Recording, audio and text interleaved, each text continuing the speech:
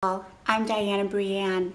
I got to thinking today about not getting caught into the stupid stuff of life, that nitpicky stuff that people get caught into that is ridiculous.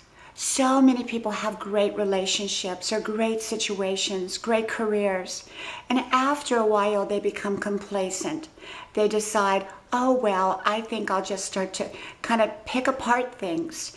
And when they begin to do that, something that truly is good, maybe not perfect, but good or great, they begin to whittle it away down to nothing, where nothing good is left. So many people go into relationships and they're so excited for what they have. They're so grateful. But after a while, they decide to start to look at what's wrong rather than what's right. I am not talking about ignoring real issues. I'm talking about learning to ignore stupid stuff that really doesn't matter, okay? Because so often we are so blessed with so much. And when we get nitpicky, then often we can lose it, and we don't want to do that. So